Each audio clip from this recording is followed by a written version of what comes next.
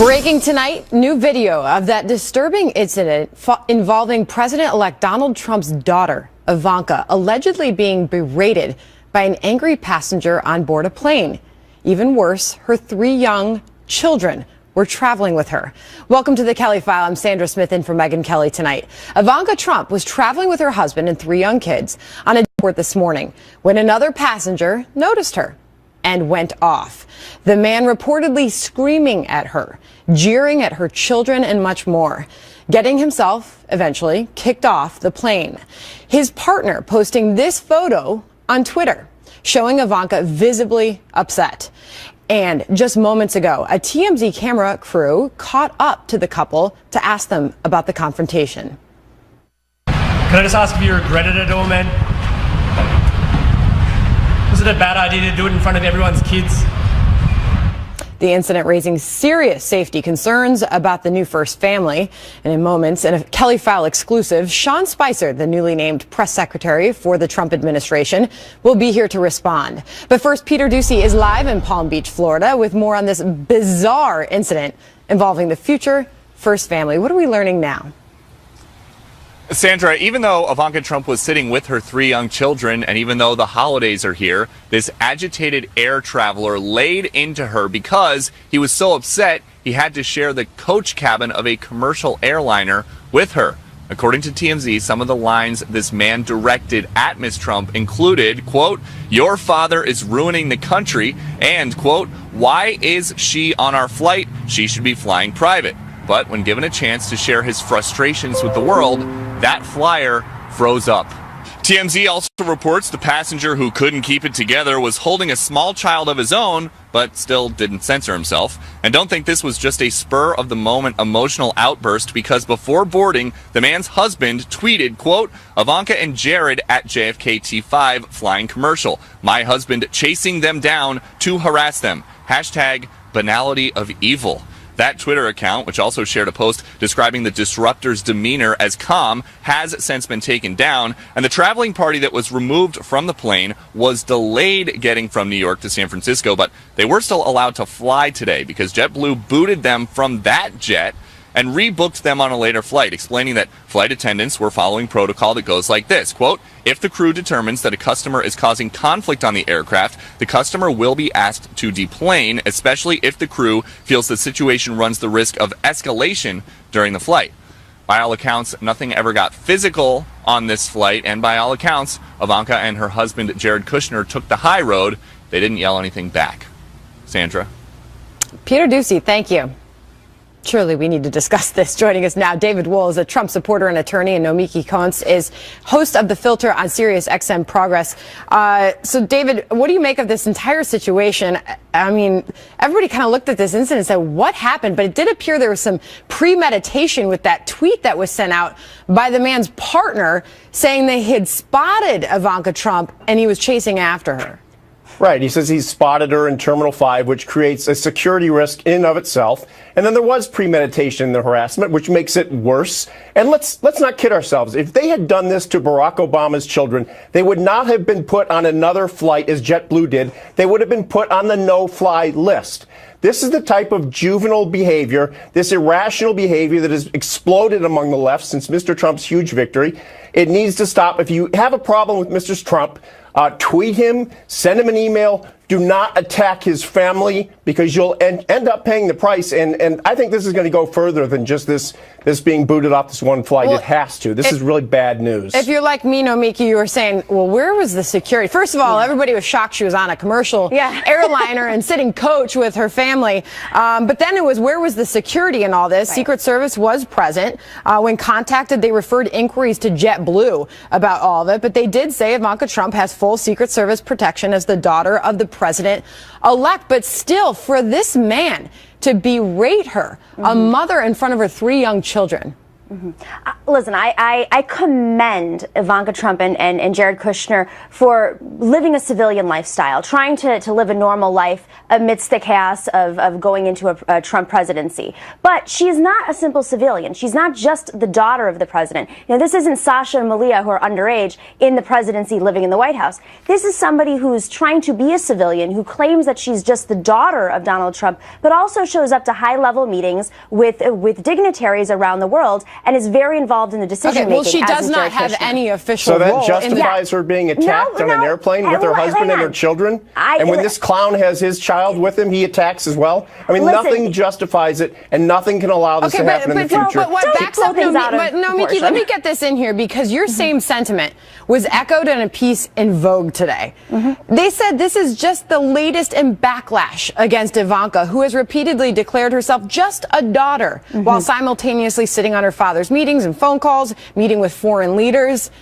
I go back to you again. I'm sorry. So that gives this guy the right to berate her in front of her family while she's trying to go on a vacation? Is that what they should expect? And are you okay with that? I'm not okay with anybody being disrespectful of our presidency, no matter who that president is, and I say that as a Democrat. I think people need to be very careful and cautious with how they articulate their feelings. But let's be clear, this person was not violent. They screamed. They were like every other New Yorker who screams at people on the streets. I mean, President Bush had a shoe thrown at him. This is very normal. Let's not blow this out of proportion. Does that mean it's right? What? No. You know something? I give Jared Kushner, right, David? I give Jared tremendous props for being restrained and holding himself back, because I'll tell you something right now. Had that been my wife, I don't think I might have done that. You're on a cylinder going 7 miles into the air, and who knows what's going to happen if those clowns are allowed to stay on the plane. I don't condone Good thing it. they were removed. Let's make it clear. I don't condone it. I don't condone it. But let's not blow it out of proportion. But let me just tell you. An eyewitness who said he was sitting 15 inches from Ivanka spoke to NBC earlier, and he said he completely agreed with getting this man thrown off the plane. He said he wasn't shouting, but he was physically shaking when he approached her. And he said that she handled the situation calmly, with class. It was security that ultimately made the call to remove him. He even claimed that his politics were not Trump with Trump. Derangement syndrome, Sandra. Classic Trump derangement syndrome. It's spreading, and it needs to be handled. I think you're blowing it out of proportion. I mean, this is going to happen with any president. Now, let's be clear here. You're pitting one side against another, and you're making this guy the representative of the entire left. If you have a problem with the president, email him or tweet him. He loves Twitter. Absolutely. Do not attack his daughter. He loves taking people down on Twitter. He loves encouraging, extremism on Twitter. We all know that. Thank you to both of you for sharing your thoughts. Now everybody at home can have their thoughts on that situation. All right. Also breaking tonight, President-elect Trump announcing his pick for White House press secretary. It was long awaited, and now RNC chief strategist and Trump transition team member Sean Spicer has been chosen, and he's talking first to the Kelly File about his new position in the Trump administration. Sean Spicer joins me now for a Kelly File exclusive. Congratulations, Thank you very much. So how did you find out about the gig, by the way? Mr. Trump called and said congratulations, and I told him I was honored, and it was an unbelievably humbling moment to think of some of the people that have held this position and what it does. It's an opportunity to speak on behalf of this country, on behalf of the next president of the United States, and deliver them the messages and news that where this country's going and what it's doing. So it is humbling, to say the least, to realize some of the folks that have had this job and the footsteps that I'm going to walk in. Considering Donald Trump ran anything but a conventional campaign, right, everyone's wondering what is your job as press secretary going to look like, considering all the criticism we have seen from Donald Trump of the media, various outlets, individual reporters tweeting at them. What does your job look like? Well, I think there's a difference between calling people out and understanding the role that the press plays in a free society. The press has a right to go out and write stories and communicate things. But I think similarly, in what Donald Trump has proven, both as a candidate and now as a president-elect, is that when people are wrong, he's going to hold them accountable and he's going to correct the record. So it's going to be he's used Twitter more effectively in social media between Twitter, Facebook, and Instagram. Do you like that? Will he continue that? It's not a question of like, because it's unique. He has a direct pipeline to the American people, to talk to them in a way that no one's done before. I think it's fascinating. It is absolutely fascinating, and it makes every day, every hour just unbelievable, because you know that you're having that conversation with the American people, and they can have it back with him, and he's not having to put everything through the filter of the mainstream media. Well, you don't have to look far to see your name in headlines all over the place right now. Washington Post headline today: Trump chooses Sean Spicer for press secretary, rounds out communications staff. When you dig into the article, Sean, it says filling what is likely to be a challenging position given Trump's sometimes hostile relationship with the media and his propensity to bypass staff to communicate directly with the public on Twitter. That is some of the criticism that we are. I don't know that it's a criticism. Look, he's the president of the United States. We answer to him. He doesn't answer to us. And I think what we do, we serve him and the American people and try to get the word out in terms of the communication staff. But he has a direct pipeline to them. And if he wants to use Twitter or any other social platform to speak to the American people directly, that's what he should do. He's the president. It's not our job to tell him what to do. It's to serve him and to help amplify that message. All right, so let's talk about how your role might look different than previous press secretaries. One of them works right here at Fox News, Dana Perino. But you had hinted with Megyn Kelly on this program last week, maybe daily press briefings aren't needed. Are you going to do away with those? I think what we need to do, and it's the same thing that Donald Trump's looking at everything in government, is can we do things better? Can we be more effective? Can we put the American people first in some of these? So maybe you saw how effective they used Facebook Live. Are there things that we can do? It's not a question of getting rid of certain things, or maybe we add certain things, but I think that we want to be innovative, entrepreneurial, as we look at all of these positions and all of these government agencies. So will there be daily press briefings? I believe that we'll have daily briefings, but maybe we add an element to them. Maybe not everything's on camera. Maybe we bring more people into the process. There's an amazing group of folks. You know, he named today Kellyanne Conway, Jason Miller. What will her role be? By the way, she's appointed counselor to the president. She's the highest ranking woman in Trump's White House. And she was also the first female ever to win a presidential election. So Kellyanne is someone who's shattered the glass ceiling and continues to do it. But she has been someone that the president trusts to give her advice on strategy and messaging. And she will continue to play that senior role of counseling him, giving him ideas, talking about how to shape an agenda and a narrative. All right, let me talk to you about a couple things in the news right now. Ivanka Trump and this JetBlue plane incident. What do you know about it? Well, clearly there was somebody who was trying to act out of line, and I think JetBlue acted accordingly and took that individual away. They went on Twitter and made it very clear that their intention was to, quote, harass her and her family. That's inappropriate, no matter what your feelings are towards anyone in this country. To do that to a woman who was on there with her children, I don't care what your political background is or what your thoughts are. That's not the way we as Americans need to act. Drain the swamp. Newt Gingrich had hinted that maybe that messaging was going away with the president-elect. I think the president made it very clear on Twitter today. It's going to keep going. He did. So everybody's kind of wondering where the former speaker was coming with those words. But he has since retracted that, and he put out a message on his own social media that maybe I was wrong. One of the things that I think people have to understand is that Donald Trump is the ultimate decider, and he will tell you what he believes and how something's going to get done.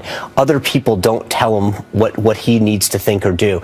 And I think we've seen that time and time again. And look, when you look at the Lockheed story today about the F-35, the Boeing story with Air Force One, he isn't even president. We're 29 days out. He's gotten results on carrier. He's brought costs down on government programs. He is going to get things done in a way that people have never seen. The change that's going to come to Washington, I think, is going to send shockwaves through the system. All right, it seems like every pick that Donald Trump has made, his critics have dug up something on them. Are they going to find anything? I hope not. Anything out there that we should know about? I hope not. I think I've done a pretty good job but I hope that every day that I serve in this job, I make Mr. Trump proud, Reince Priebus proud, Governor Pence proud, and more importantly, the American people. I think that what he has asked of every one of us is to make this country proud of us, proud of the accomplishments that he's going to have as president, and make the country great again. Sean, thanks for being here. Congratulations. Thank you. Still to come, new reports Eric Trump is responding to criticism and the controversies that plagued the Clinton Foundation by halting fundraising for his own charity. Trump transition team insider Anthony Scaramucci is here on that. Developing tonight, amid allegations of pay for play, Eric Trump will stop fundraising for his own foundation. The move is being applauded by former White House ethics lawyers, but questioned by supporters who want to see the charity work continue. In moments, Trump transition team insider Anthony Scaramucci will be here on that. But first, our chief Washington correspondent James Rosen has the latest on Eric Trump's decision. James? Sandra, good evening. Apparently goes even farther, according to published reports. Eric Trump's announcement that the charitable foundation bearing his name is suspending operation. And with that announcement, the president-elect's son appears to have gone farther than he did the day before when he announced that he personally will stop soliciting charitable contributions. The Eric Trump Foundation has raised close to $8 million to help the cancer-stricken patients at St. Jude's Children's Research Hospital in Memphis. That step in turn followed the cancellation of an online auction to benefit St. Jude's, in which bidders had reached $72,000 to have coffee with Eric's sister, Ivanka Trump. Also this week, the family withdrew its name from a fundraising appeal promising $1 million donors they could go on a hunting trip with Eric and Donald Trump Jr. and get a photo with their father. Kellyanne Conway, who will serve as a counselor to the president, bristled when a CNN anchor likened the Trump children's charities to the Clinton Foundation. A December 15th press conference in which the president-elect was to detail his efforts to separate the White House from his family's business empire and charities was abruptly postponed. Trump aides say nonetheless his divestiture plans will be in place and be made public before he is sworn in. Sandra. All right, James Rosen, thank you. Joining me now, Anthony Scaramucci. He is an executive member of President-elect Trump's transition team. He loves to come in and give us the real story. So what is going on here? Eric Trump had a charity in his name. He's going to stop raising funds for that charity, or the charity is going to shut down altogether. What's happening? Well, the charity is going to shut down altogether. So it's a sad day for St. Jude Medical Center. It's a sad day for charitable giving in that way. And so, unfortunately, what's happening in our society now is that we're very polarized politically, and we've got accusations of mudslinging going on both sides. And so Eric is doing the appropriate thing here, getting ahead of this thing proactively before his father becomes the president. But let me stop you there, because some people are going to say that he's not actually getting ahead of it, that there may have actually been something more there. I watched Jim's report, and so I really don't think there's anything more there. Yeah. I think what happened is pre-presidency, come on a bear hunt with me and my brother. Pre-presidency, have lunch coffee with my sister, who wouldn't want to have coffee with Ivanka Trump. Because that's really what raised the scrutiny of all of this. Yeah, but all that stuff was happening, totally acceptable. Donald J. Trump as a business person, but now that he's going to be in the American presidency, the legal team's coming in there and really has to ring fence and shut down these efforts. And so for me, Sandra, and you and I know each other a long time, it is a sad day because Eric Trump has been at the bedside of children that have died from childhood cancer. Oh, I mean, Eric Trump has also participated in the miracles that we've seen where children have survived at St. Jude because of the money that's been put there to help those children. And so now it's going to stop. And it's going to stop for those children because of the politicization or the politicization, or however you want to say it, of the system. And so it's a sad day. Okay, and we have heard from his friends, people close to him, said it pains him to do this. He's been raising money. Phenomenal guy. For this charity I've told my children, may they have the arrogance of the Trump children, which is zero arrogance. What did you make to the comparison to the Clinton Foundation? It's unfair. We all know it's unfair, and I don't want to channel Kellyanne Conway, but you have to think about the Clinton Foundation. You had 94% of it raised. It didn't go anywhere. 6% of it went out.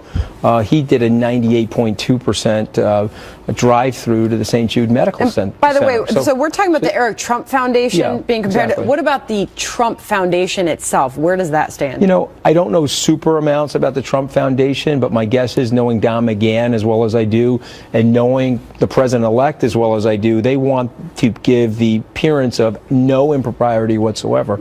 So when that press release comes out and Mr. Trump is standing at the podium answering these intensive questions from the mainstream media, you're going to get all these answers, Sandra. I think American people are going to be very happy with this family. All right, so this it's a will world-class group of people. Breaking news to you, because the president-elect has been tweeting away, and he just tweeted this a few moments ago. The so-called A-list celebrities are all wanting tickets to the inauguration, he says. But look what they did for Hillary. Nothing. I want the people. That just happened. Great. You know what's great about these tweets? You know when it's really him tweeting versus like some communications effort by our communications team. So my guess is he really tweeted that. I talked to Sean Spicer, as you just saw earlier, and yes, he does most of the tweeting. Look, I think it's one of the most effective tools ever. He's coming right over the top of the mainstream media, directly to the American people. And also the American people know when he's tweaking the media. Mm-hmm. And so when he says things, and I've said this before, Kellyanne has said it, he says things symbolically that really the supporters love, and the mainstream media takes Which literally and they celebrities go want to crazy. go to his, I'm trying to figure out who that might be. I don't know. Well, one of them was probably Andrea Bocelli, right? I think that there's it's a big backlash. I really think that the message for everybody is unification. He's going to be our president, and he's doing a phenomenal job of trying to bring the country together. And so let's go enjoy one of the greatest historical celebrations for the United States, a peaceful transfer of power of the most powerful position in the world, Sandra. How about that? Anthony Scaramucci, always Merry good to have Christmas, you, Merry Happy Christmas. Hanukkah, all Yes, those great to things. you as well. Happy holidays. Happy Kwanzaa. Merry, merry, happy, happy. Thanks. Coming up, President Obama with some words of advice for the president-elect regarding executive powers that has critics calling foul.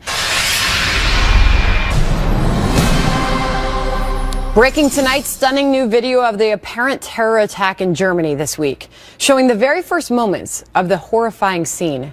You can see a truck on the left of your screen barreling through the entrance of a Christmas market before some clearly terrified shoppers start running in the opposite direction just a few seconds later.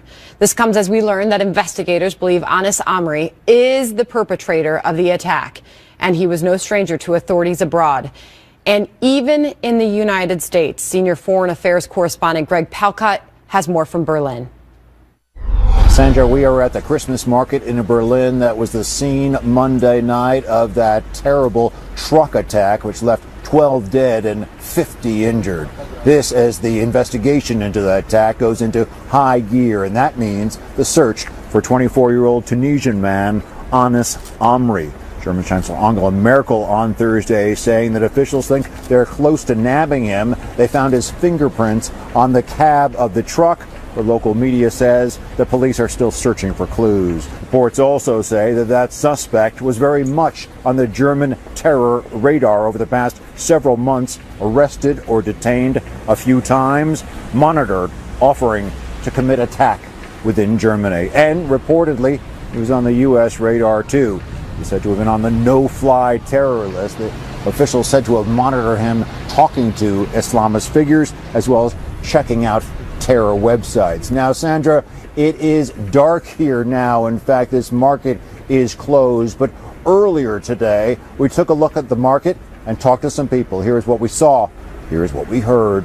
It was here Monday night that a place of joy was turned into a scene of terror. A truck weighing something like 25 tons came barreling into this Christmas market here in Berlin, smashing into people, killing and injuring, hitting stalls, decorations, ending up there about 250 feet down the way. Now, 3 days later, this market is open again.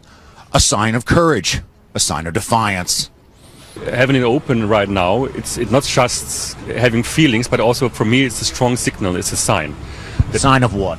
That we are back on the road. To show the terrorists that we stay strong. The U.S. Embassy tells Fox News that 2 Americans were hurt in the attack.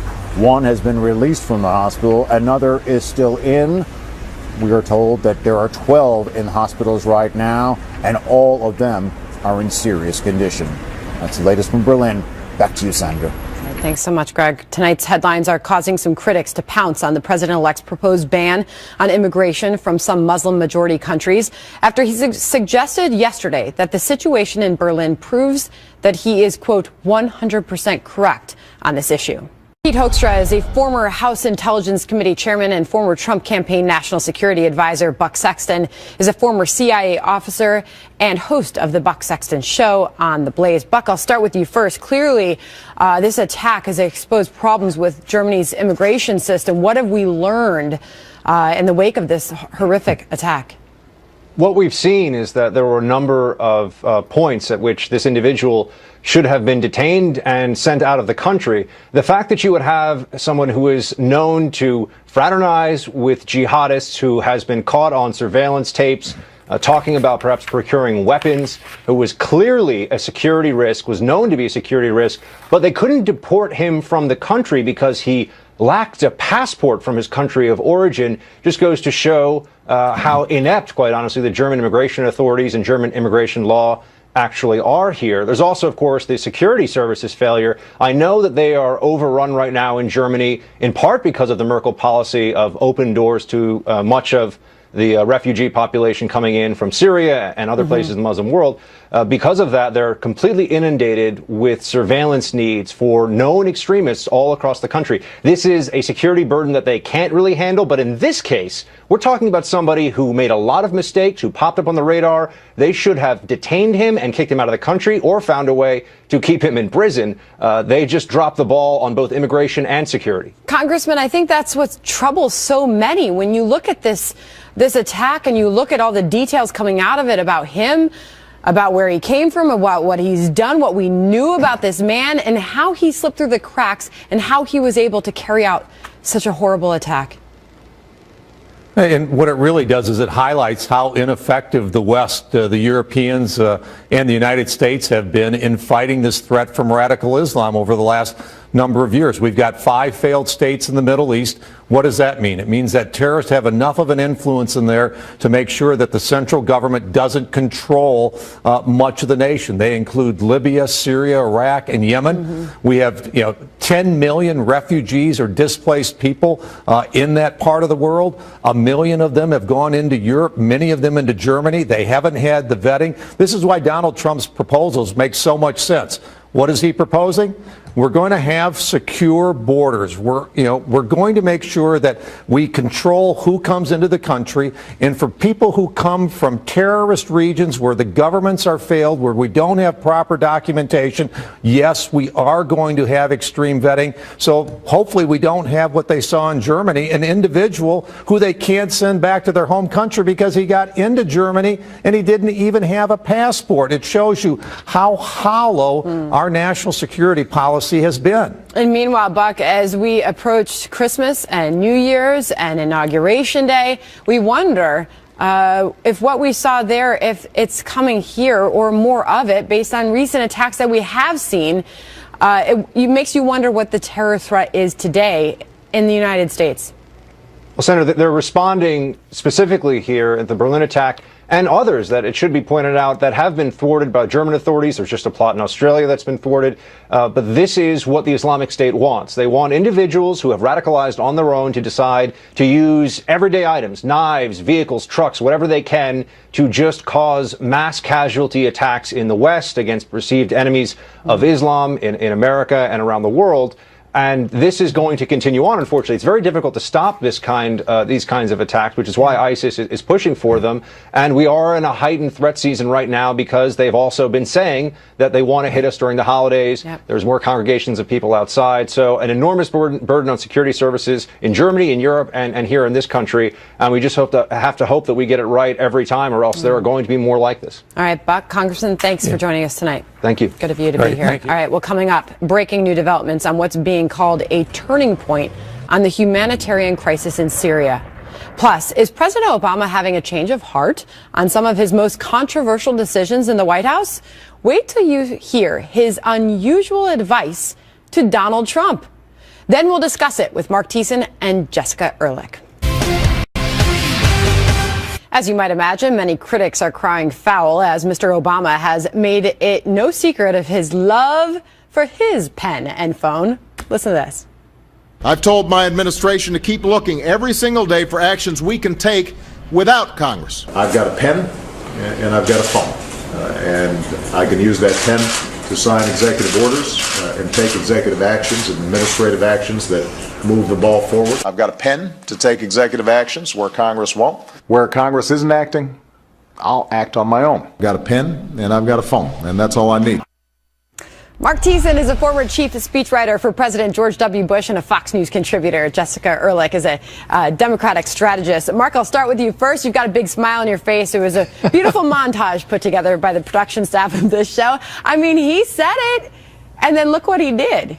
It's quite remarkable the chutzpah it takes to say what he said in that interview. And the thing about his pen and his phone is that he's still using it. I mean, the day before he gave that advice to Donald Trump in that interview, he used his pen and his phone, took executive action to permanently ban offshore drilling in hundreds of millions of acres of the Arctic Ocean and the Atlantic coast. He took a 1950s era law written 75 years ago to expressly overturn the intent of Congress and the intent of the American people in this election. He's telling Donald Trump not to use his pen and his phone. Well, guess what's going to happen? Donald Trump is going to use his pen and his phone to undo all the things that Barack Obama used his pen and his phone to impose against the will of the American people. Jessica, after what we just saw and heard, it is hard to imagine that President Obama has a leg to stand on offering this type of advice to the president-elect. Well, I actually disagree. I think he has every leg to stand on, because what he's saying is basically like, do as I say, not as I did, which is actually very good advice in this situation, particularly given the fact that Donald Trump is starting with a majority in the House and the Senate, which is also how President Obama started. And then things fell apart and he lost that. And not only did he lose it, but Congress worked actively against every single measure that he had and every single measure that he put forward. And Donald Trump right now is starting with not only what, President Obama felt that he had in both 2008 and 2012, which is a mandate from the people. And I think President-elect Trump feels the same way, that he has a mandate from the people, that he's going forward and going to execute that. He has the majority in the Senate and the House, and now is the time to work on that. And I think, what the president is saying is, don't lose that, without specifically saying, make sure you hold on to your majority and get the legislation done and try to do as much as you can, because otherwise that is what we'll end up seeing from Donald Trump, is having to do the same actions over and over if things fall apart for him. Mark, you make an interesting point that it makes it a lot easier to undo a lot of the things that he did do with his pen and phone when you do go around Congress. Absolutely. I mean, and look, right now as we speak, Obama administration's officials are burning the midnight oil tonight and every night going forward between now and January 20th to try and impose as many regulations and executive actions as they can in order to hide the hands of Donald Trump. So of course he's going to use this pen and his phone to do his best to untangle that mess that they've tried to wrap him in. But it's not just executive action versus congressional action. One of Obama's signature legislative achievement is Obamacare. That's going to get repealed as well. And the reason is, it's not that he did go through Congress to pass that, but he had the House and the Senate and he had veto-proof majorities, and so he went through and he imposed that over the objections of Republicans. If you want to be successful, if you want your legacy to last, you have to get bipartisan buy-in. You have to reach out to the other party and bring them in so that they don't come in and undo your work when they come in and get the power to do it. And Jessica, it does make you wonder when we saw the president, the sitting president, offer that interview and offer that advice to the president-elect. It makes you wonder, the next few years, how much is the president-elect going to hear from President Obama? Will he be pretty vocal about his actions? Yeah, I can't really speculate on that, but I will say that, President-elect Trump has said repeatedly that President Obama has really been very open and helpful to him and been wonderful during the transition. I think that will continue. I have absolutely no idea what President Obama will do going forward, or what his role will be on a national or an international level, on a local level. I really can't speculate to that. But I think Mark makes an amazing point in that, which I agree with completely. Whatever it is, whether it be Obamacare, I think that is actually how, everything sort of fell apart for Obama, whether he'll say it or not. He ended up losing control of the House and the Senate. And that's what leads to having that, where you have to do executive orders to get what you feel the people elected you to do done. Donald Trump is not starting in that position. He's starting with a position where he's got what he feels is his mandate from the people who voted for him. Okay. He has the House and the Senate. Right. He now has the opportunity to have an incredible beginning of the next several years. All right, Jessica, Mark, thank you. Thanks. Developing tonight, a vile and racist attack caught on camera in a Kentucky shopping mall. Watch. Go back to wherever the you come from, lady. Y'all think you... Hey, tell them to go back where they belong. They can't act like, they come here to live and act like everybody else. Get in the back of the line like everybody else does. And be somebody. And that's the way I look at it. You're a nobodies. Just because you come from another country, it don't make you nobody. You're nobody. As far as I'm concerned, probably on welfare, the taxpayers probably paid for all that stuff. I'm sorry, but that's the way I feel. I see so. That's okay. Speak English. You're in America. If you don't know it, learn it. Now, some are calling for that angry woman to face charges, but a local attorney says no one's come forward to make a complaint. Here now, Mark Eiglarsh is a criminal defense attorney, and Eric Guster is an attorney and municipal judge who sees these type of criminal cases all the time. Well, Eric, you may not see this one because nobody's come forward. Yeah. In the cases like this, you have to have a complainant. You have to have someone to sign a warrant to say, I want to bring charges against this person because that any type of harassment charge, such as this case, would be a personal charge where the victim has to come and complain. It's a lot different than a murder charge or something else where just the state can bring a charge. So we're not going to see this one unless the victim comes forward. I mean, Mark, what did you make when you saw this? I mean, it's happening in a JCPenney store.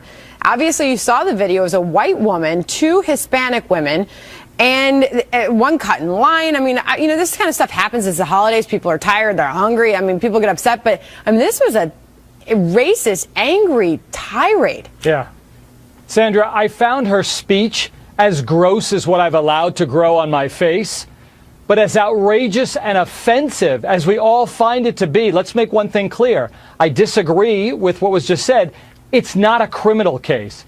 It is constitutionally protected speech. As outrageous and offensive as it is, the First Amendment affords us wide latitude to spew that kind of ugliness and hatred, believe it or not. Okay, what rights, though, Eric, does the mall have in all of this? Because they have responded. JCPenney has responded. They said that they would love to find the victims of the tirade, by the way, reimburse them for their purchase and apologize for their experience. But as far as the mall is concerned, once they identify the person, they will be banned from the mall. Do they have the right to do that? The mall has the right to do that, but first, Mark is incorrect. Harassment is a criminal charge. That's abusive language, which this is 2 or 3 minutes of abusive language. Secondly, as reference to the mall is a public place, but it's privately owned. The mall has a right to ban anyone for any type of abuse, any type of offensive language, and it's actually in their code of conduct that is posted throughout their mall. Mark, so they will tell this lady that she cannot enter the mall ever again.